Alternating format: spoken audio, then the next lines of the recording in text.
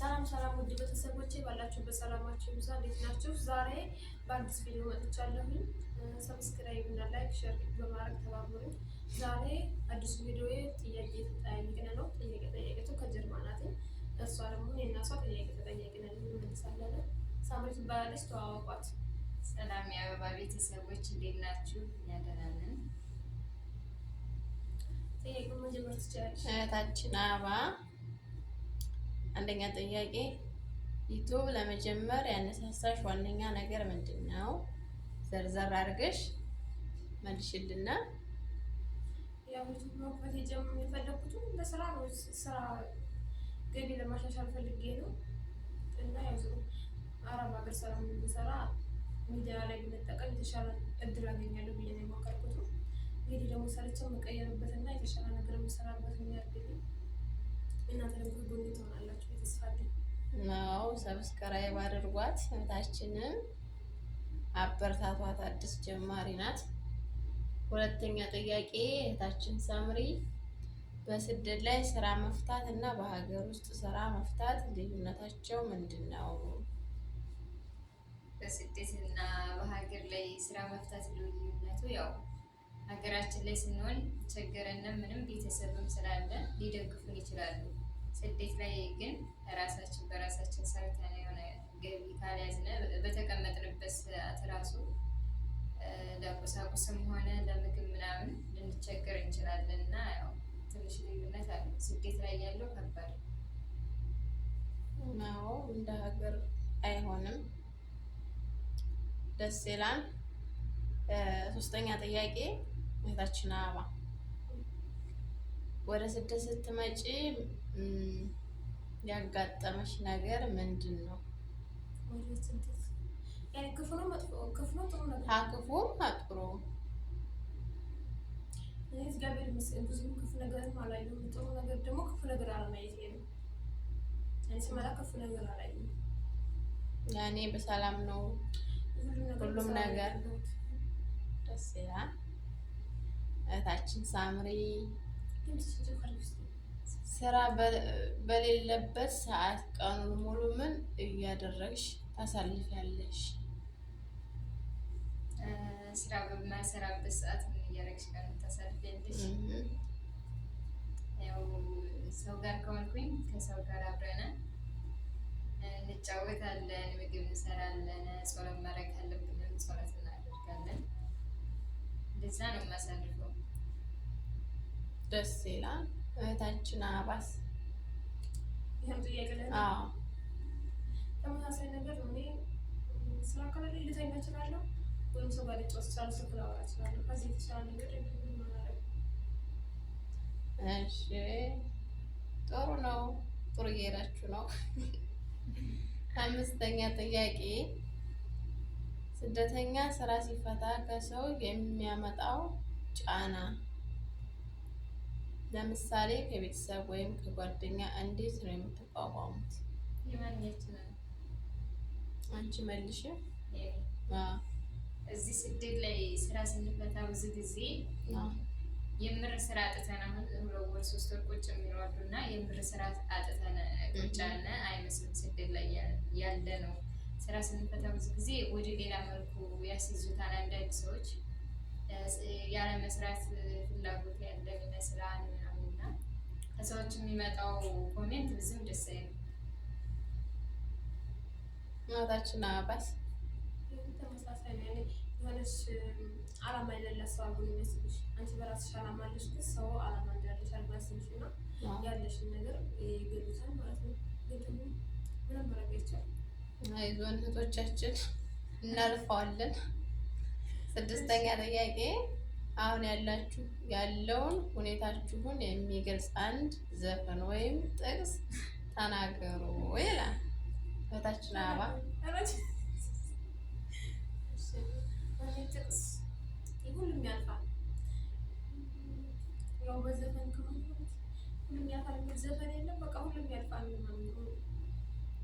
እህታችን ሳምሪስ ለበጎ ነው እና ጥቅስ ላይ ተመስገን ጥቅስ እኮ ተባልሽ ተመስገን ጥቅስ ቢሆን ዘፈንም ችግር የለውም። የሚገልጽበትን እግዚአብሔር ይመስገን ምንም ላይ ሁሉም ያልፋል። ሁሉም ያልፋል። የሆነ ነገር ቢኖረው ሁሉም ያልፋል። ደስ ይላል። 7ኛ ጥያቄ ነገ ጠዋት ተነስታችሁ ህልማችሁ የሆነው ስራ ተገኝቷል ቢባሉ መጀመሪያ የምታደርጉት ነገር ምንድን ነው? እህታችን አማመልሽ ወደ ስራ ማለት ለስራ ማለት የምፈልገው አይነት ስራ መጥቶልኝ ተደውላውን ስራ መጥቶልሻል የምፈልገው አይነት ስራ መጥቶልሻል ነበር።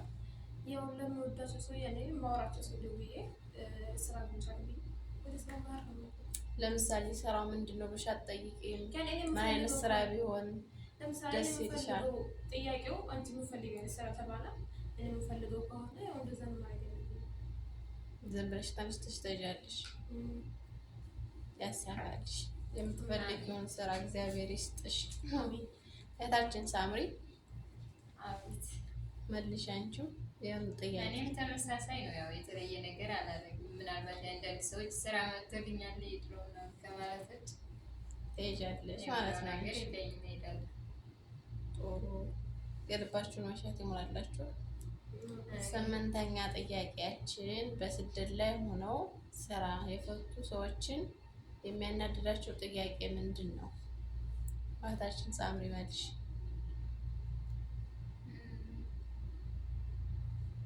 ስራ ታማርጭ ዝም ብለሽ ይዤ ምናምን ወይም ደግሞ ስራ አንዳንድ ጊዜ እኛ በህገ ወጥ የምንሰራው ሄደን እንደፈለጉት ካልሆነን ለአረቦቹ ወይም እንደኛ እንደዛ ካልሆነ እንመልሳለን እና ለምን ጸባይሽን አስተካክለሽ አሰሪ ምናምን እንደዛ የሚባል ሊኖር ይችላል። ትክክል። እህታችን አባ ምናልባት አይነት ስራ እንደምታሽ እያወቁ ብር ጠይቁኝ አንበሳጫለሁ። አወጅን ብር የሚጠይቅ ሰው አይደለም ስራ ቁጭ ብዬ እያለን እንዳው እያወቁ ችግር ላይ እንደሆነ ቁጭ ብዬ እንደሆነ እያወቁ ብር ቢጠይቁኝ እኔ እስካሁን ጠይቆኝ ተናድጄ አላውቅም። ግን የሚያበሳጭ ነገር ለምሳሌ ባስበው ቁጭ ብዬ እያለን እኔ ብር ስጪኝ አንበሳጫለሁ። ያስኬዳል። ስለዚህ ስራ ፈትተን አትጠይቁን፣ አይዟችሁ ከጎናችሁ ነን በሉና። እኔ ያው ጅርባ ሁኜ አለሁ። አንደኛው ወንባችን ሆነሻል አንቺማ። 9ኛ ጥያቄ ከሀገር ስትወጡ የነበራችሁ ግምትና አሁን ያለው የስደት እውነታ ተገናኝቶላችኋል? እህታችን አበባ ምንም አልተገናኘም።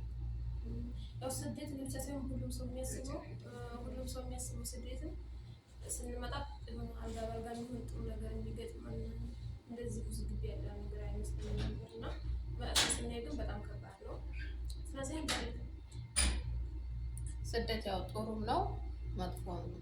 የሰራበት ሰው ይለወጣል። ጥሩም ነው ግን ደግሞ ስራውን ቢሆን ስራው አድካሚ ቢሆንም ገባሽ ልንሰራ ቢሆን የመጣ ነው እንዳሰብነው አይነት ስራ አይደለም።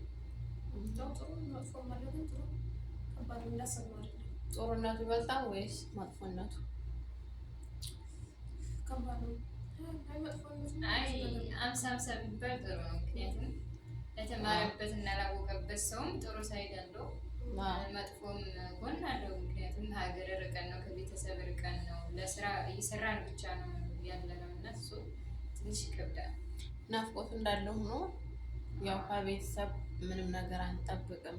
የራሳችን የሆነውን ነገር ለማድረግ እየሞከርን ነው። ያው ጥሩም ጎን አለው መጥፎም ጎን አለው። ስደት በጥቅሉ ጥሩ ነው በሚለው መጥፎም ነው በሚለው። 10ኛ ጥያቄ ዩቲዩብ ቻናልሽ ነገ አድጎ ትልቅ ደረጃ ቢደርስ ስራ ብታገኝም ቪዲዮ መስራት ታቆሚያለሽ? በታችና ባሊቱባ አብራርተሽ ተንተን አድርገሽ እኛም እንድንጀምር መልሽልን።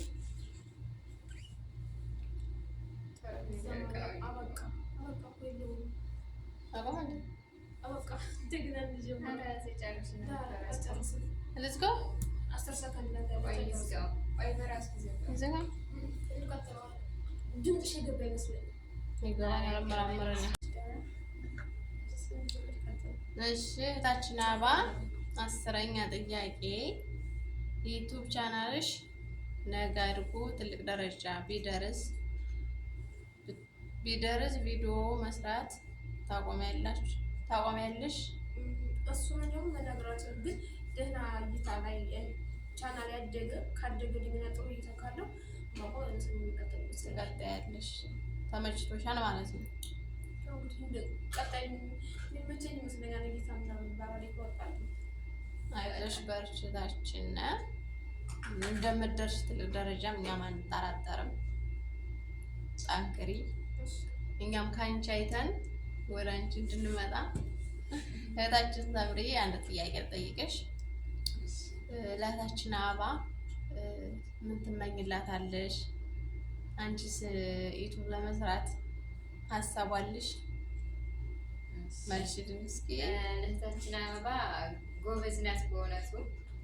አረብ ቤት ሆና እንደዚህ በትርፍ ሰዓቷ ባለቻት ሰዓት ልረፍባት ልተኛባት ሳትል ሰዓቷን አብቃቅታ እንደዚህ ስራ ለመስራት ስላሰበች ጎበዝ ናት። በዚያው አጋጣሚ አድናቆቴን እገልጽልሻለሁ። ለወደፊት ደግሞ የምመኝላትኝ እግዚአብሔር አግዟት እሷን በርትታ ከሰራች ትደርሳለች አምናለሁኝ።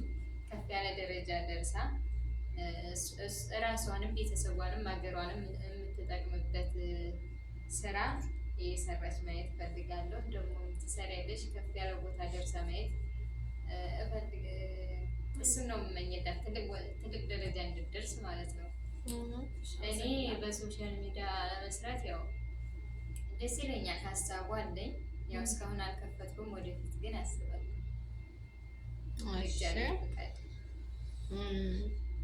አንድ ጥያቄ እኔ ልጨምራችሁ።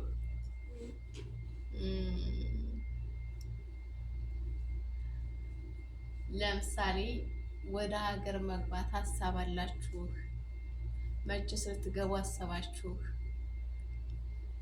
መልሱ። ሁለታችሁ ነው ጥያቄው። የሁለታችንን ነው። ወደ ሀገር የመግባት ሀሳብ አላችሁ ለሚለው ያው ማንኛውም ሰው ሰርቶ ለመመለስ ነው እንጂ በሰው ሀገር ላይ ልንኖር አይደለም። የሁላችንም ልብ ውስጥ አለ ሀሳቡ እና እኔ እንደራሴ አስባለሁኝ።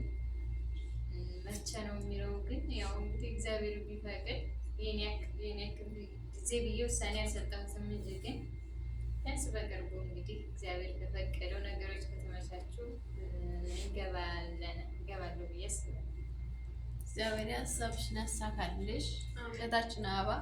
እኔም ተመሳሳይ ነው የምለው የቀን ጊዜ ነው። ግን ደግሞ ወደ ሀገር መግባት ነገሮች ከተስተካከሉ ጥሩ ነገሮች ከተፈጠሩ በህይወቴ እዛ ሀገር አልፈልግም፣ ወደ ሀገር ይገባል።